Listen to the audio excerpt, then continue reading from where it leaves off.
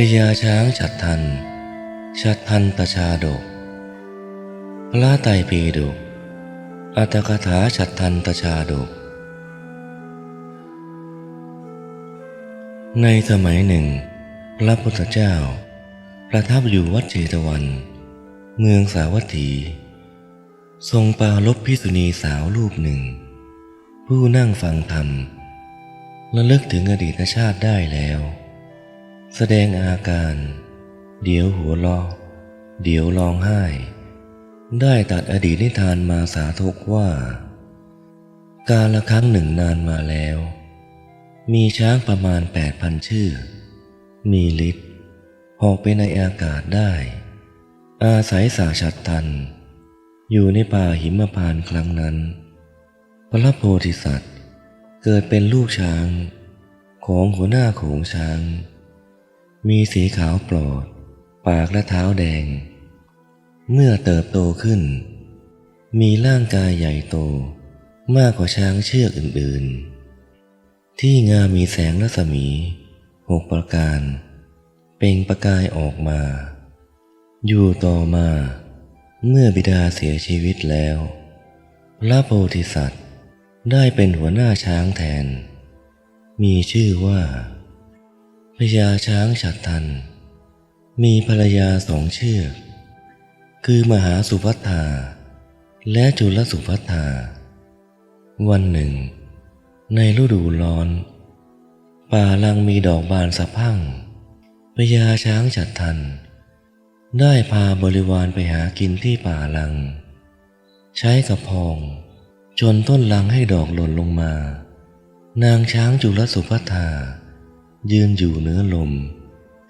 จึงถูกใบลังเก่าๆติดกับกิ่งไม้แห้งมีมดดำมดแดงตกใส่ร่างกายส่วนนางช้างมหาสุภัทธายืนอยู่ใต้ลมเกสรดอกไม้และใบสดๆจึงโปรยปลายใส่ร่างกายนางช้างจุลสุภัทธาเห็นเช่นนั้นจึงเกิดความน้อยใจว่าสามีโปรดปรานและรักใคร่แต่นางช้างมหาสุภัทธาส่วนตนมีแต่มดดำมดแดงล่วงใส่จึงผูกความอาฆาตในพญาช้างฉัตรทันต่อมาอีกวันหนึ่งพญาช้างฉัตรทันเมื่ออาบน้ำในสระเสร็จแล้วขึ้นมายืนอยู่บนฝั่งขอบสระมีนางช้างทั้ง2ยืนเคียงข้างขณะนั้นมีช้างเชือกหนึ่งได้นำดอกบัวมีกีบ7 ชั้นดอกหนึ่งขึ้นมามอบให้พญาช้างพญาช้างโปรยเกสรลงบนกระพองแล้วยื่นดอกบัวให้แก่นางช้างมหาสุภัทธาเป็นเหตุให้นางช้างจุลสุภัทธาเห็นแล้วคิดน้อยใจว่าพญาช้างให้ดอกบัวแก่ภรรยาที่รักและโปรดปรานเท่านั้นส่วนเรา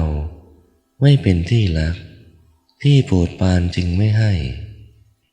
จึงผูกเวรในพญาช้างอีกอยู่มาวันหนึ่งเป็นวันอุโบสถพญาช้างได้ไปอุปถากถวายน้ำผึ้งแก่พระปัจเจกพุทธเจ้านางช้างจุลสุภัทธาถวายผลไม้แล้วตั้งความปรารถนาไว้ว่าสาธุถ้าดิฉันตายไปแล้วขอให้ไปเกิดเป็นอัครมเหสีของพระราชาผู้มีอำนาจสามารถฆ่าพญาช้างนี้ได้ด้วยเถิดนับแต่วันนั้นนางก็อดหญ้าอดน้ำร่างกายผายผอมไม่นานก็ล้มป่วยตายไปเกิดเป็นธิดาของพระราชาในแคว้นมันทลัตเมื่อเจริญวัยแล้วก็ได้เป็นอัครมเหสีของพระเจ้าเมืองพาราณสีเป็นที่รักใคร่โปรดปรานมากระลึกชาติหนหลังได้วันหนึ่งจึงทำทีเป็นประชวรไข้หนักบรรทมอยู่พระราชาเสด็จมาตรัสถามว่า น้องนาง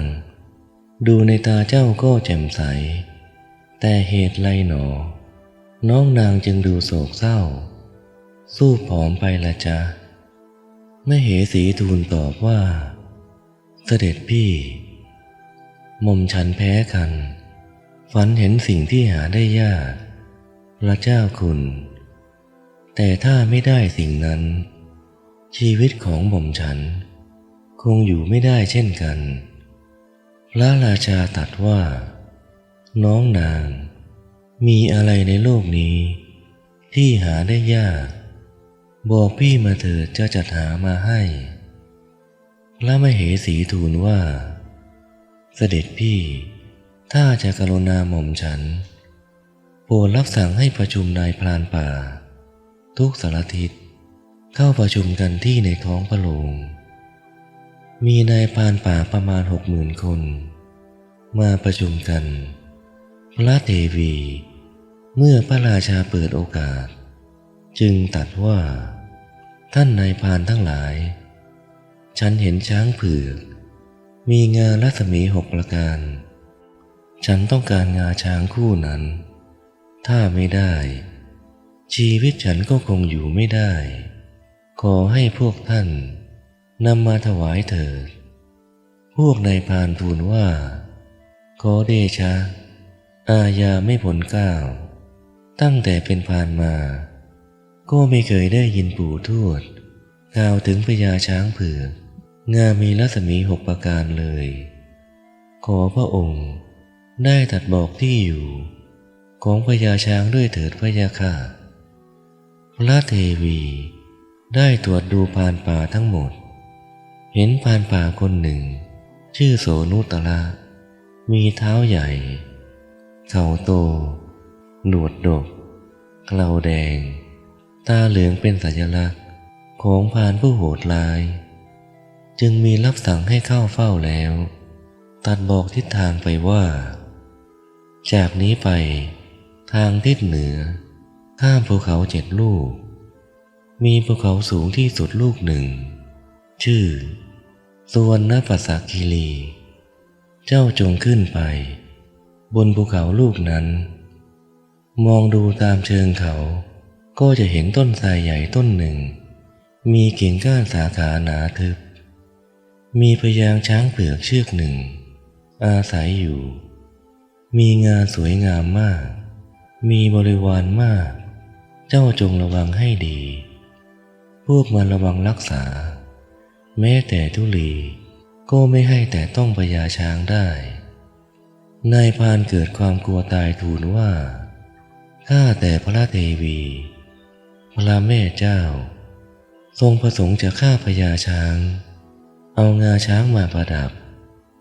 หรือว่าจะให้พญาช้างฆ่าพวกนายพรานเสียกำลังพระเทวีตอบว่านายพรานเรามีความริษยาและความน้อยใจเมื่อนึกถึงความหลังขอเพียงท่านทำตามคำของเราจะได้บ้านสวยเก็บภาษี5 ตำบลไปเถิด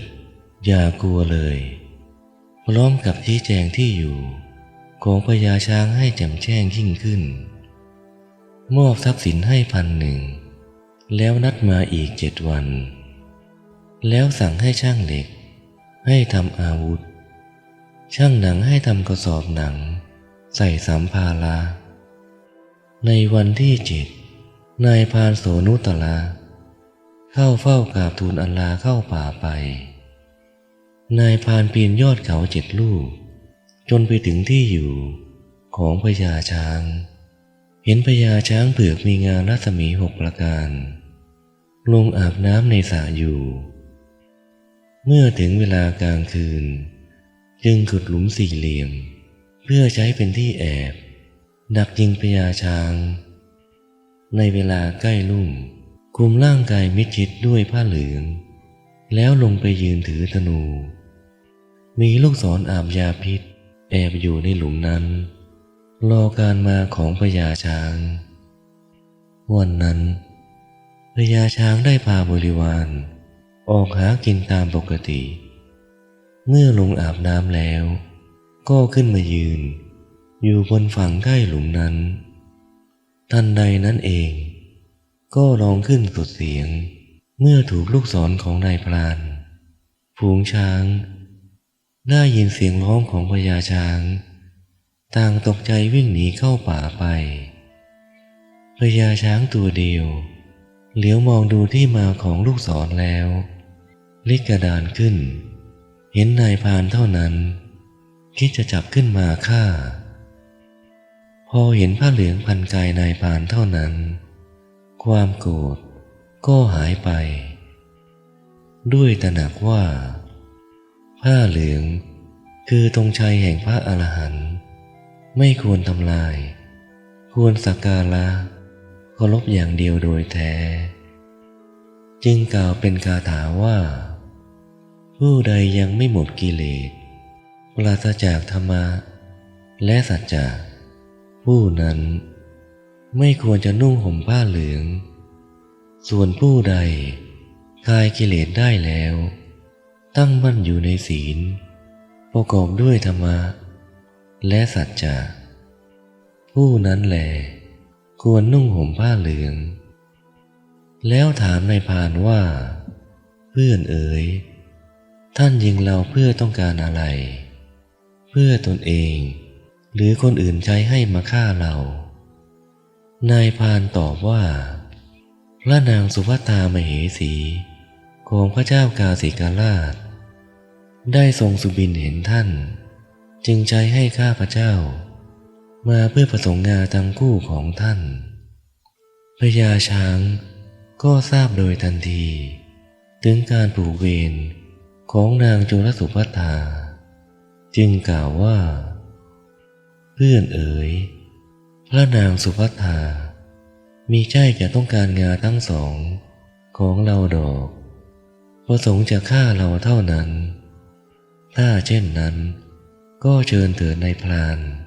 จงหยิบเลื่อยมาตัดงาเราขณะที่ยังมีชีวิตอยู่เถิดนายพรานจึงใช้เลื่อยตัดงาทั้งคู่แล้วรับถือกับเมืองไป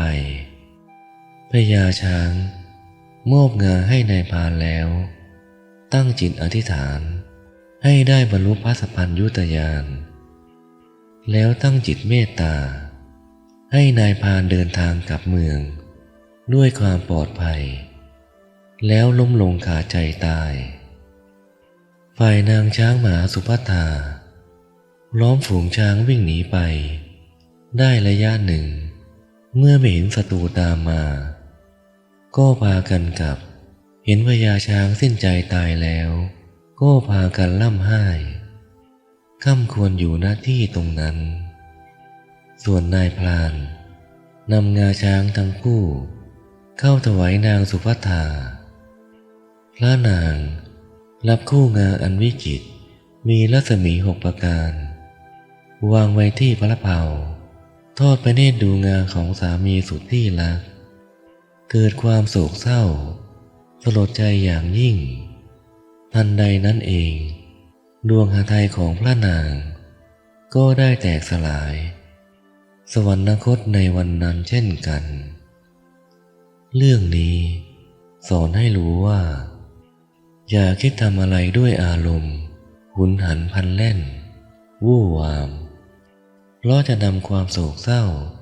เสียใจมาในภายหลังพระนางจุลสุภัตตากำเนิดเป็นภิกษุณีโสนุดรกำเนิดเป็นพระเทวทัตพญาช้างฉัตรทันเสวยพระชาติเป็นพระพุทธเจ้า